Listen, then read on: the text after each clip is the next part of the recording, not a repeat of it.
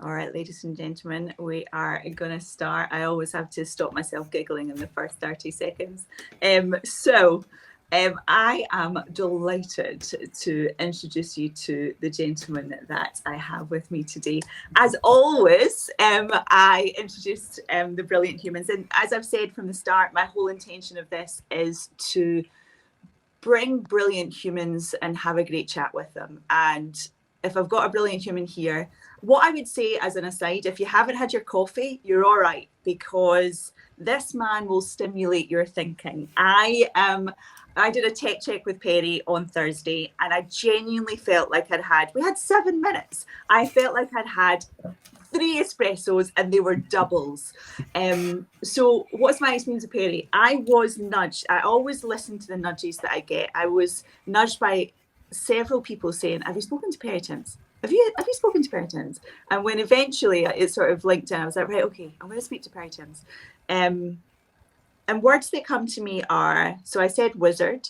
I said, I would say graceful in how he writes. I used the word soulful when I had a first chat with him.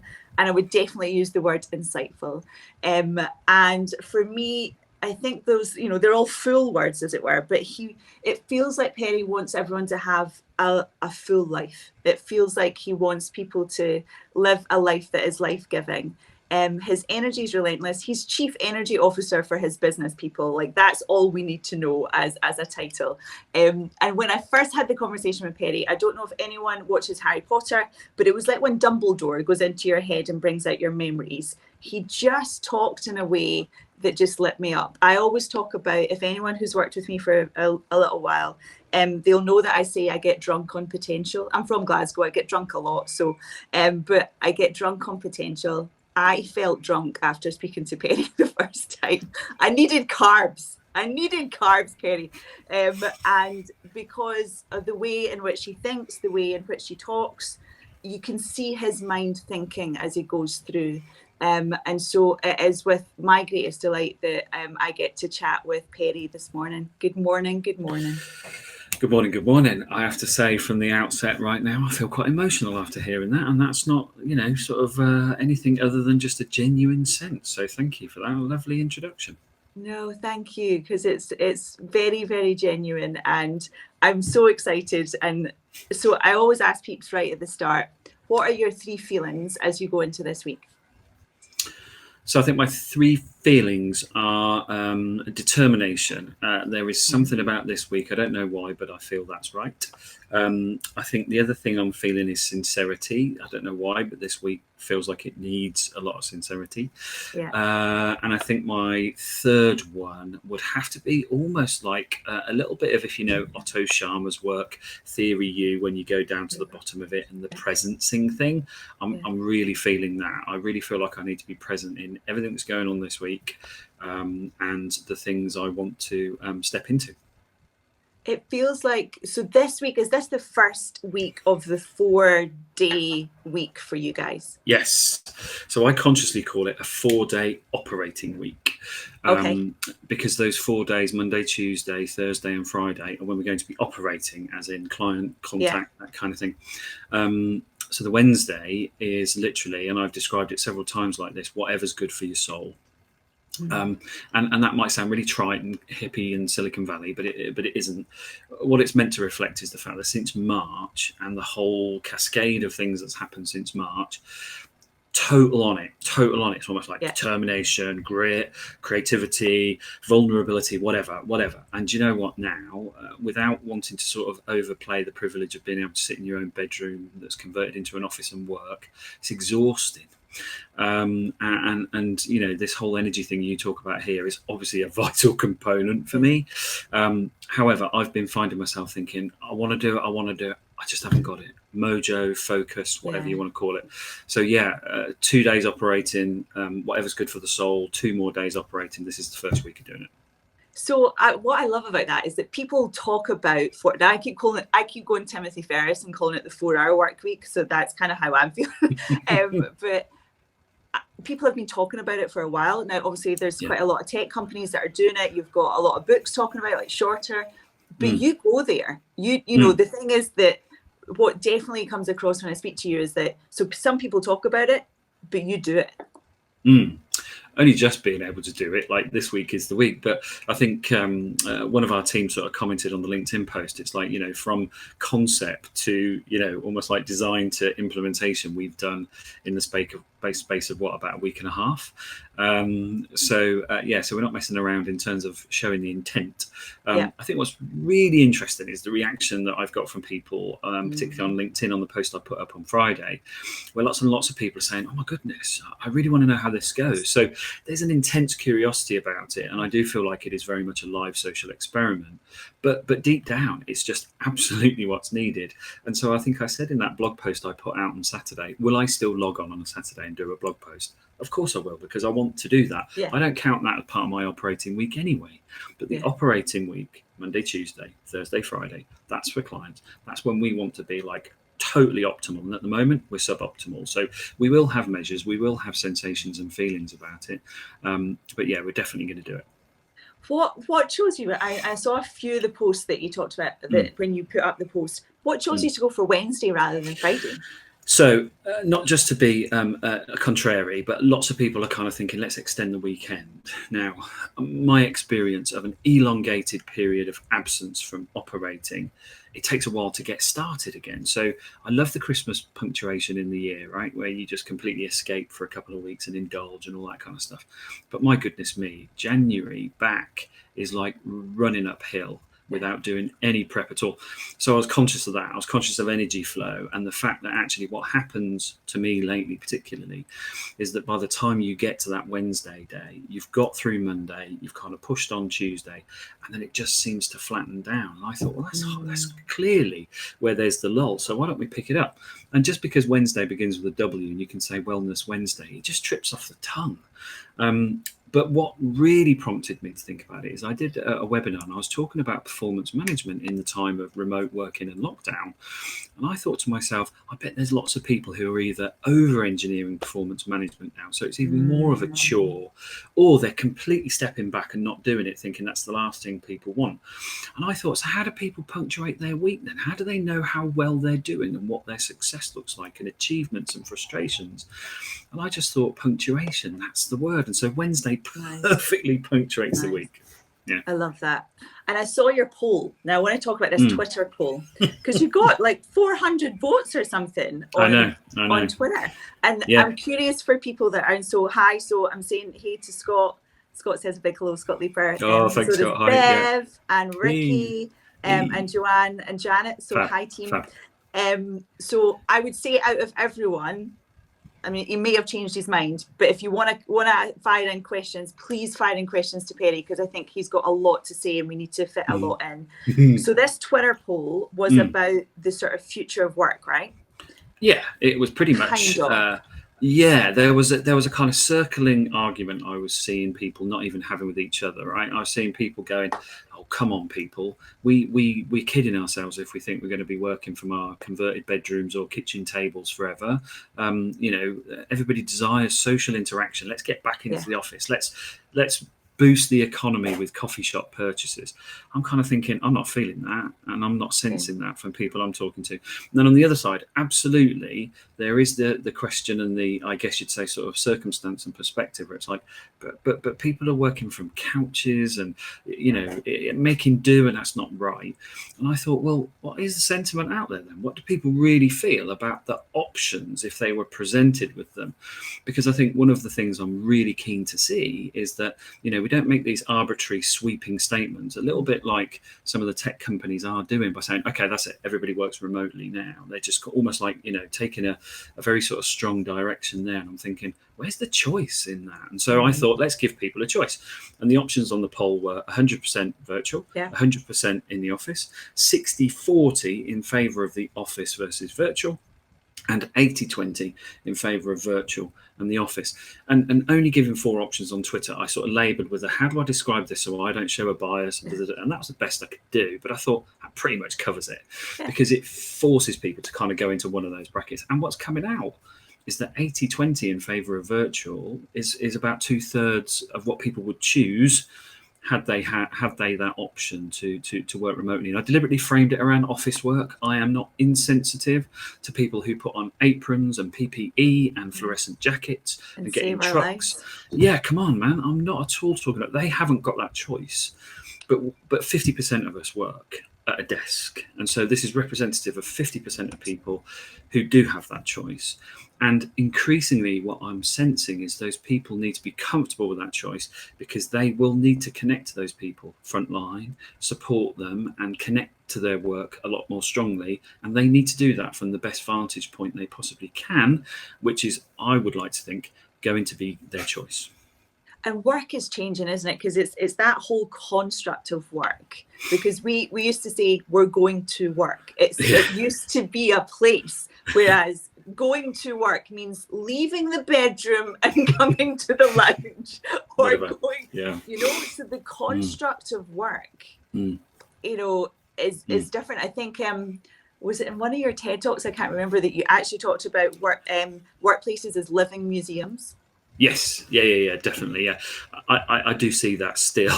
You know, I walk into some organisations, I'm not talking about recently, I'm talking about perhaps 3 or 4 years ago, but it hasn't changed that much. And it could literally be lifted from the 1970s or 80s. A little bit of fancier design, but the general flow and construct of it is like, this is a white collar factory. It is an archetype of something from way back.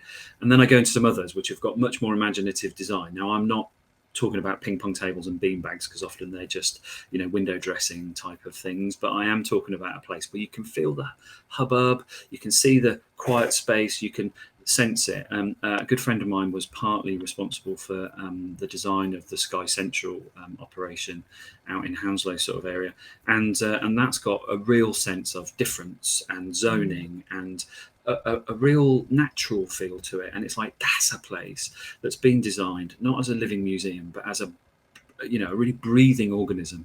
And so, yeah, I think we are probably now saying, why do I need to go to this living museum when I can virtually like log on to the exhibits? You know what I mean? Yeah, it is true. So I'm curious with the new book coming out, right? The Energized Workplace. Mine's on pre-order, August 13th, coming out. But do you know what? I have two, because I won one and I was on a webinar. So I'm going to have a double whammy. Okay. So gift it. Yeah. I'm going to, for sure. Books are the best thing to gift. So I'm curious, given that you must have written this before COVID-19. Yeah. Although knowing you, maybe you just wrote it last week and it's just coming out in August. Oh no. But given you wrote it before then, would you change it? Would you change it? So I definitely wrote it beforehand, and it was reviewed in the CIPD's People Management magazine, which I just happen to have here right now, and it was way more glowing than I thought it would be. And I think the reviewer gave me far more credit as being sort of preemptive, and I think the word prescient was used. And so I wrote it beforehand. I even talked in there about, look, we've got a pandemic on our hands, and it was the workplace stress pandemic, and I wanted to make a big play on that, right? Because we are losing lots and lots of time, but not only that, we're harming people's lives through this living museum construct and other things. And so I put that in, and then just recently the editor came back and went, I think we can't really change much of this, but we've got to change that because there is a real pandemic now. So I had to make a couple of adjustments really on that one. But wow. When I got the chance to read it back, when you have to sort of spot the little tiny typos and idiosyncrasies that they don't put through the editing mill, but you get a chance to do that, I really sort of put my head in my hands and looked through it with my fingers barely open, thinking, how does this stack up now? Because this could be an utter waste of time. And as I read through it, and bearing in mind it's my own work, I kind of thought, oh, do you know what? Actually, it's probably more relevant now, because it centers back on human beings as vessels of energy. And actually what's going on now, as I opened up by talking to you about it, really, energy is something we have paid too little attention to. It's been about outputs and KPIs and time on and off and all these other factors. Yet our energy, we have done nothing in the workplace to design it, to regenerate it and use it well and wisely. We just quite literally have people turn up with, I don't know, say 80% in their battery. And by the time they go home, they're down to 20%. And that's it. They're pretty much spent. They recharge overnight through sleep and a bit of exercise, maybe, come back and repeat. It's like, whoa, where's the bit where the workplace puts something back in? So you go home with 40 or Yes. 50%. That was the whole sort of construct of my argument. So I didn't really know where to take it when I was writing it. It was almost like, let's just see where it goes. And I found out a lot about chakras, and I found out a lot about, a regenerative economy, and thought about that as a regenerative principle for human beings. If nothing else, the thing I really wanted to write this book for was two reasons. One, to get organizations to go, actually, yeah, what could we do about people's energy? I just wanted them to start thinking about it and factoring it in, but I wanted people to have agency over their energy so that they could map their energy, so they could look at how they can make more optimal use of their peak time. There's two bits of research that I didn't even put in the book, but one is that our brain apparently is only at its peak for about 2 hours a day. And so it's like, wow, we're running on a suboptimal version of it for a long time. And then there's something about the British worker in some productivity-based research is only effective productivity-wise for about 2 hours a day. They may be the same 2 hours. So I'm thinking, so how can we get to a point where we go 2 hours effective, stop, regenerate, and maybe get another hour of effective out? I just thought this constant droning hum of 8, 9, 10 hours worth of graft is almost like, that's not what we're built for. And Taylorism really ought to completely be outlawed on the basis that we know more about our quantum source. So that was the sort of premise of the book: individual agency, and an organization saying, what do we do with people's energy? And it seems like it's centered around depletion, isn't it? It's you see in your TED talk, it's like plugging you into the matrix, and it's like, just get everything out of you. And I remember when I had a proper job a long time ago, I remember I used to come home and I had what I would call a bum switch. Like, I would sit down, the switch was done, I was not moving. I was just, if Deliveroo was around at that point, I would have just been ordering Deliveroo and bring things to me. But that, I see the churn in that. I mean, I lost a lot of energy in a workplace, from a real health perspective. And so I appreciate and see that is what is happening. Like the book that you reference as well, Dying for a Paycheck. The fact that someone can actually write an entire book, which is a tomb in itself, is terrifying. Yeah, exactly. And just seeing how much people are struggling before we had to then deal with coronavirus. And then you go into a situation where there's homeschooling and there's uncertainty about the future and so on and so forth. You're like, hang on, I genuinely don't think people are aware of how much cognitive processing is done just in dealing with those anxieties. They may not even represent themselves as realities, but to that person, they're a potential, and therefore that's real. Therefore, that takes processing time. Just as we love dreaming about something and getting excited about the possibilities, we are also using energy to deal with how can we remove those anxieties, push them away, and deal with them.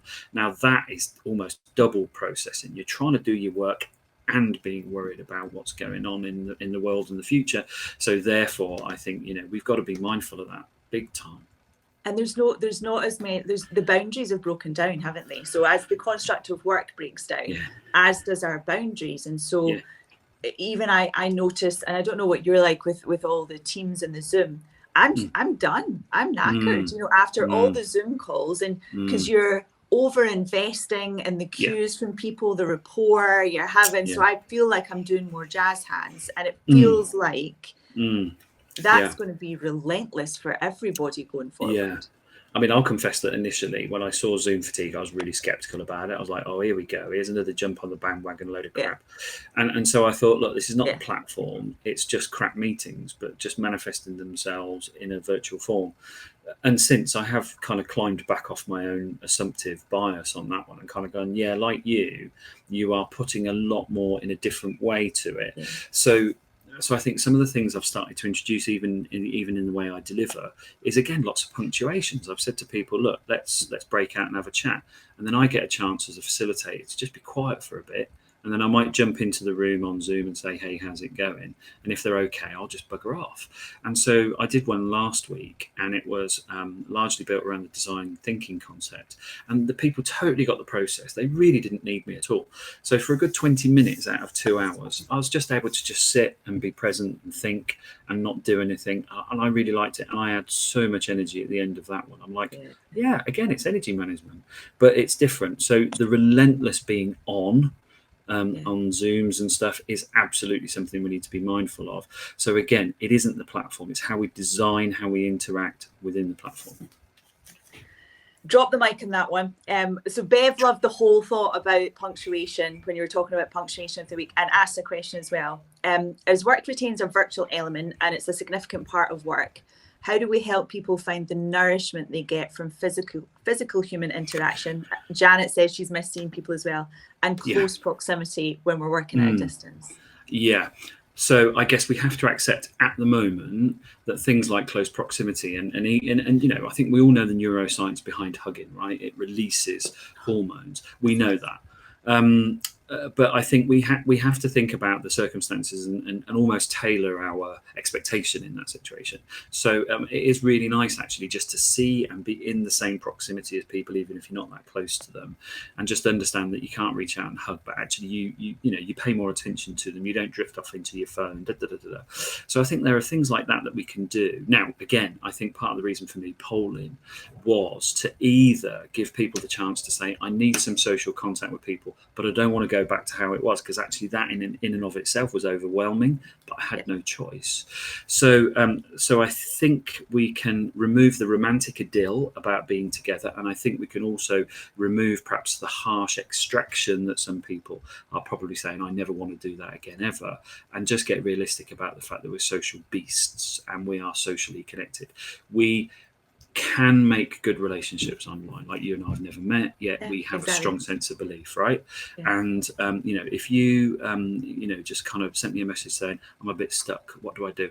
I would drop everything as if I would somebody who I've known for 20 years and I've spent lots of physical time with. So the gauge isn't whether you're with them or not. The gauge is how do people make you feel and how do you make people feel, and keep that going. Don't just think, oh, I won't talk to them until I'm able to be with them. No, don't do that. Don't neglect them. Just keep some kind of regular contact with people.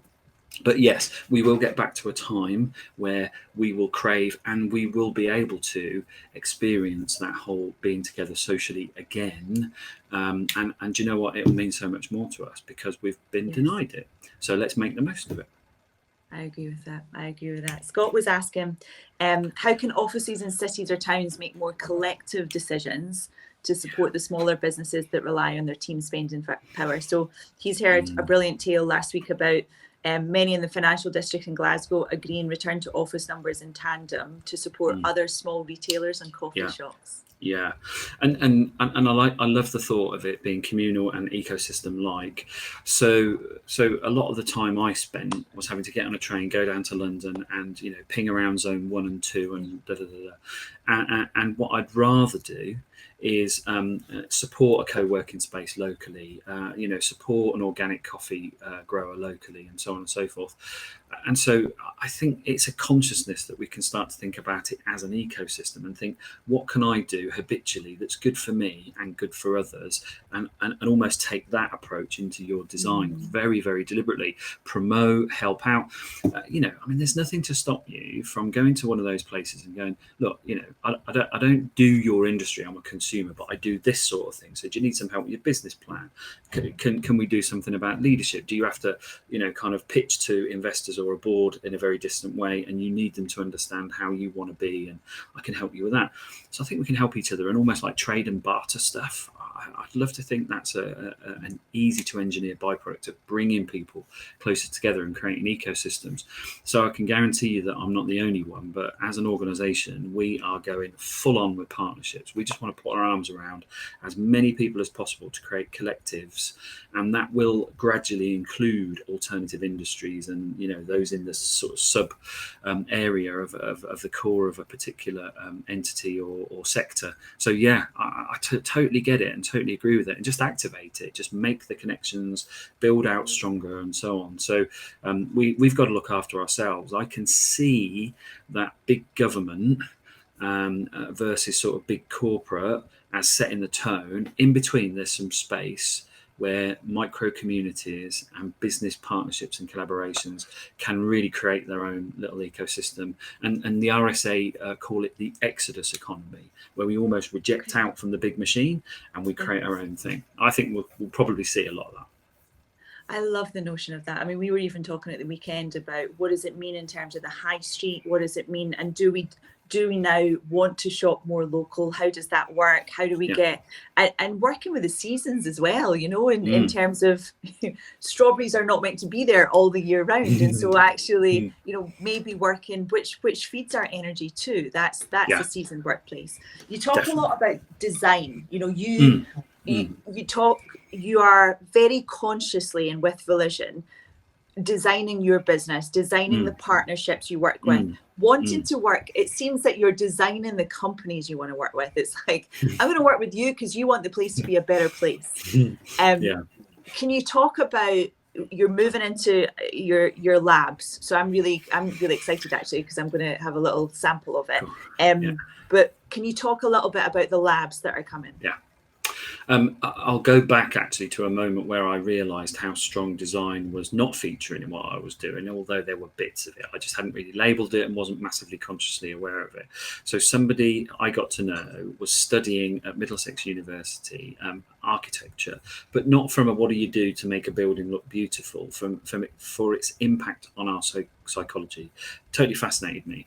And so she invited me to a talk with a guy from Dentsu, the creative agency from Japan, called Yiya Furukawa. And I thought, what can I learn from a designer? But, you know, whatever, it was a good option. And I was just blown away because, like, he left me with this phrase. He said, design will save the world. And I'm like, oh, it's like he spoke just to me about that. He's almost like, listen, you might not think about it like this, but design will save the world. And ever since then, I've gone, he's right. And then, of course, I already knew about people like Bucky Fuller, so I went into his world a lot more. I'm like, this guy was a genius because he was talking about design thinking before it was ever a thing, and Stanford's D Labs and so on and so forth. And I'll know there'll be a lot of people going, oh, here we go again. Design thinking is the new disruption. It's like, no, it's not. Design thinking is at the heart of everything we do because it says, what can we deliberately create in the interests of the people who need it? And that is almost all you need to say. And that's what we've tried to bring into this kind of labs concept. The story behind it is I'm on a train up to a client, love them to bits. They're a brilliant local authority up in the Northwest, Salford City Council, and they were ready for the next stage in what they wanted to do. And I was thinking, how can I add some value to them? What can I do? Because they're so good already. And I started to think about their high team spirit, their high innovation sort of quotient, and just their general sense of lust for learning. And I sketched this thing out, and it looked like a few of the labs that we've now got. And I thought, what can I call it? And I thought, well, I know, a bit like D Labs, but S Labs, Salford Labs. And I took it up, and they loved it. And then we were about to start with it, and coronavirus hit, so they had to pause. But it was whirring in my head, and I'm thinking, there's something in these labs. And then every time I saw people go, oh, can't wait to get back to normal, or let's recover, I'm like, whoa, how lame is that? How not design oriented is that? So I wanted to move away from recover and normal and go, this is a brilliant chance to reinvent labs. And that's where it came from, quite literally. So we fused agile design, impact mapping, teams, job crafting, transforming HR, business partnering, learning, and they're all being brought into these 2-hour Zoom sessions, highly interactive, lots of tools and methods, play with something and have agency then to go out and do it in your workplace, albeit virtually right now. And that's what we're doing. Quite deliberately, we're also saying to people, if we hit you once with a lab and you get it and you want to do it yourself you don't need us to do that. You can do that then. You don't need to call us in to consult.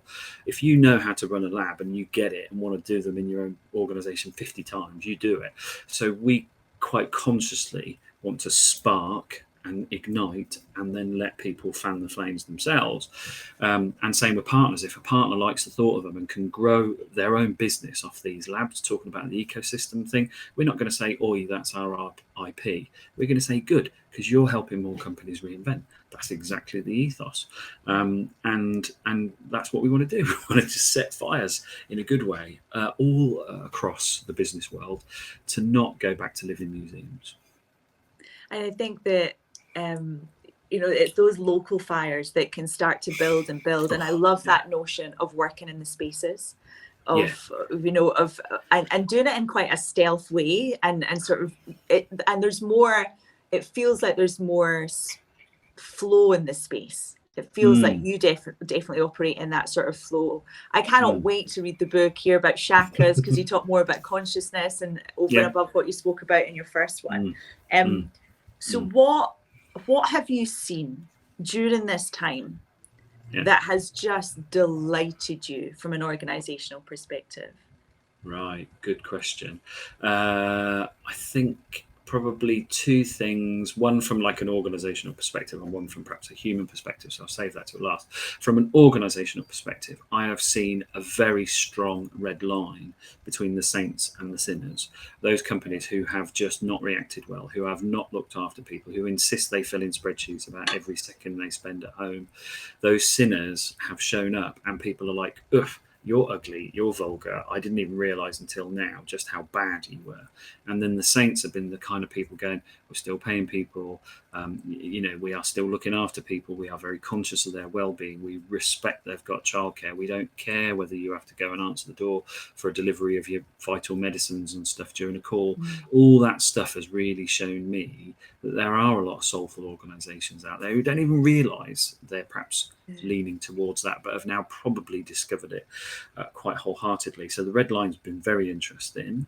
And then from a human perspective, what I've seen is just this sense that people have rediscovered kindness, not in a sort of random act and pay it forward and tokenize it and even virtue signal it, but actually going, I'm just going to talk to people. I found myself in those first few weeks when the work kind of collapsed, and so therefore the diary was a bit emptier, connecting with people on chats online and then connecting with them via a call and stuff. I'd never met them and didn't really know them that well, and even coaching some of them about stuff. And it's almost like, that's just what I'm doing right now. That's just what that's what my job is right now. And I saw other people doing the same thing, and nothing mattered apart from the fact that you just needed somebody who you could talk to and feel the sense of appreciation and hope and willing. And that's continued. So it hasn't been a flash in the pan novelty about, isn't it horrible? That regularity of contact now, that regularity of support has continued. I'm like, we've made some stronger relationships out of this. I'm liking that. So those are the two things. I agree. And what are you excited about? What are you super excited about? Super excited about, my goodness me. I'm super excited about the fact that I think this is a convergence of a number of socio-political, environmental failures on behalf of the world and society and so on. They're all coming in. It's no coincidence that we've got, despotic, narcissistic leaders, that we've got broken political systems, that we've got failing economic systems, we've got a planet in its death throes, and so on and so forth. It's no coincidence they've all come together right now. I think people are kind of going, oh, Jesus, 2020 can, the spoof meme that says, Back to the Future car, whatever you do, don't set it for 2020. It is almost like I am not denying the tragedy and everything else, but I am also sensing that actually the world needed a massive seismic shock in order for people to go, oof, hang on a minute, whoa, this is telling us something huge here. And I see the creep back into normality in the queues outside H&M and people taking ridiculous stances about anti-masking and all that. And I'm just like, oh, this is just indicative of how we've lost the plot. And so therefore I'm thinking, right, out of this comes good. So I'm excited about the fact, oh, hang on a minute, that's somebody just setting off a motor outside. I'm just going to shut the windows a bit.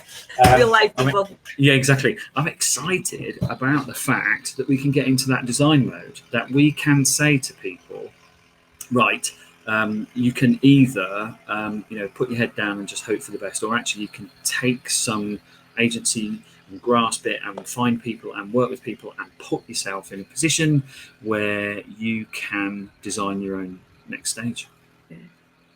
So if I was reading, so one of the other things that you've pulled together during this time is Hope Street, which is just a beautiful, a lovely collaboration and a curation of things that actually can give us hope. And one of the questions, and I was talking to someone else previously about it as well, is that whole question is, have you wasted your crisis? Which links into everything that you've said. If you were going into organizations just now, you know, and asking that question, have you wasted your crisis? What sort of recommendations would you be giving organizations just now? Oh, yeah, I think so. I mean, you know, just on the Hope Street thing, that's I've got a big hat tip to Barry Flack, who kind of conceived the whole thing anyway, and Kirsten, who just dedicates her working time and a little baby into putting all that together. I just find stuff and fart around a bit, so I'm not taking any credit for that. That's definitely those two driving it, and lately Alessia has joined in with that as well. But anyway, going back to the whole essence of it, yeah, if I was going into an organisation and it was all about not wasting a crisis, I would want to start by saying, tell me about what your dialogue's like now with people. And I would sit and talk to people about it, not just tell me what your comms is and show me your intranet bulletins. I'm not talking about that. I'm saying, what's your dialogue with people? And if they can't even give me some answers to that, then I'd be really worried, because they're not getting it. Because this needs to be about openness and conversations and transparency and vulnerability and holding space and looking after people. So I would expect a good organisation to say, well, we've got this listening thing going on here and people talking in here, and we've got this group set up and we're doing this. And I'd expect a whole litany of things where it's open and frank exchanges that are really helpful to people. And if they haven't got that, I'd say, press that button now. And they'd say, well, what systems? It's like, let people create their own systems, let people create their own networks, let people do their own chats. So there's that. I would then start to think about decision making, because I think that's the next critical thing. Once you've got the dialogue going, how does that impact on your decision making? How do you make decisions, and how do you activate them and involve people in them, or what? And I would want people to start talking about, well, there was this thing happened and this is what we decided. And I'd almost want to feel the inclusion, the creativity, the certainty, whatever it is around that, because I think dialogue and decisions are often two of the things that define how an organisation is, and therefore who it is. I think from then, I would then sort of look at how that then rippled out into everything else, like allocation of responsibility and looking after people and all those kind of things. So then the processes kind of flow from that. But dialogue and decisions are the two places I'd start with. It's just as simple as that, really. And I'd probably spend, and in fact I have with a client, I've spent a good couple of weeks just listening to people about dialogue and decisions. I didn't even know I did it until I just said it to you just now. I called it a discovery phase. And that's revealed so much about intent, frustration, dream, all that kind of stuff. So if you know appreciative inquiry, it quite literally is that, almost like that cycle I've gone through. So yeah, that's what I'd do. Genius. Everyone's loving the whole thought, the notion of conversion. Everyone's loving Bev saying deliberately designing what's next is so important. And I think a lot of people have moved into that space of actually, what are the things, and I know a lot of the people, Bev, be included in this, that I've been having conversations with, is like, what do we want to do? Actually, what genuinely do we want to do? How do we want to do it? Who are the people that we want to work with? Who are the people that light us up? Who are the people that wake up at 3 a.m. and go, oh my God, I've had this great idea. You know, it's just, and it definitely feels like that is the possibility. Not everyone's going to buy into that, but that definitely feels like the possibility we've found ourselves in. I think so too, yeah. So that's a great observation. And I was just thinking about, and I don't want to be coming across as harsh here, but I think a lot of businesses that are really struggling, I think it just shows the fragility of what they were operating in anyway. Low-cost airlines, tiny margins, all that kind of thing. I'm almost like, that's just showing the vulnerability in your business model. And I'm not at all, decrying how difficult it is to do things in that industry. So you have to create something different and so on. However, those business models who cannot be disassembled and reassembled really quickly are the ones that are struggling, and the ones that are doing okay and are even thriving are likely to be the ones who are either essential services, so I'm not talking about those, but other industries are the ones who've been able to sort of think, hang on a minute, and the word is overused, and I will apologise for using it, but pivot. It absolutely is a pivot. People can pivot and go, well, we can't do that anymore, and people don't want that anymore. Therefore, this is what we'll do. And the people go, oh yeah, I want that. And I need that, and I can value that. So I think there's definitely something in that. It almost is a brilliant opportunity for us to kind of go into a kind of pause moment on our business model and go, right, what could we come out with better? And I came across a piece of genius last year that's just totally stuck in my mind. So I often live off sound bites, and I think, Jesus, is there any substance to those? But all they are is super clever encapsulations of brilliance, like the Yiya Furukawa "Design Will Save the World." Ivan Bofferall, who is a professor at ISAD Business School in Barcelona, came up with a phenomenal phrase. He said, business models in the future will be disassembled and reassembled as stacks, like technology stacks and all that kind of stuff. It just got me thinking, I'm like, what does that even mean? And I've been playing with it for over a year, and it's genius because it gives you a chance to create something that's certain enough that everybody knows where they're going, but fluid. You can literally just drop it and put something else in instead. And you don't miss a heartbeat. And I'm thinking, geez, the nimble organizations must have that, and they don't even know it. So that's the kind of thinking that I guess is going to help us get over this and become adaptable, resilient, and I think it was Nassim Nicholas Taleb, anti-fragile. I love that anti-fragile, and it's as if they're breathing. It's more organic, isn't it? Because we've been in a mechanistic way of doing things, an engineer type way of the business, where this is more flow, it's seasonal, it's farming, it's nature, it is allowing things to move and flow. And I love that sense of organisms. I absolutely do. So Gareth Morgan's metaphors talked about organism as one of them, and Laloux's soulful organisation. Totally, it's everywhere. Again, I did this thing about, our answers are already lying around. People are like, what do you mean? It's like, I totally stole that from Rutger Bregman, who talked about the neoliberal capitalist model wasn't assembled by Hayek and Friedman out of their own heads. They picked stuff up that was lying around, put it in, and boom, here we have trickle-down economics. And so I'm thinking, our answers are already lying around. We know this stuff, positive psychology, psychological safety, whatever. They're all lying around. All you need to do as an individual and an organisation, if you want to make good, is cast your field of vision pretty wide, look at adjacent possibilities and things you've wanted to do all the time, bring them together, make your own version of them. Wizardry, like you said. You are that person that can bring it together. You are definitely that person. I'm just an enthusiast. You have wonderful enthusiasm. One question just to finish off, given that a lot of people from the L&D community sort of tune into this, what would you be saying to them? What would you be saying about the way? I know a lot, but what would you say to them? I almost think actually it's easy. Learning is potentially the most under-tapped energy source in corporate life right now. When do I see people come to life? When they can solve a problem, when they have confidence, when they know they've assembled new capabilities, when they are gifted, some coaching model they've never used before, and they're like, oh God, this is brilliant. That is absolutely what needs to power organizations in the future. So do not be the builders of curricula. Be the creators of that energy source that's so compelling. The whole organization almost says, actually, we don't even exist to serve our customers. We exist to learn. We exist to learn how to then better serve our customers, how to then look after our people. That learning, almost like elixir, that is just too powerful to stick in a training course program and so on. So, be unapologetic about it and just go around to people and say, look, I think we've got something here if we can really exercise our learning muscle, really get into and splice the DNA of what we want to be as an organization with learning right in there.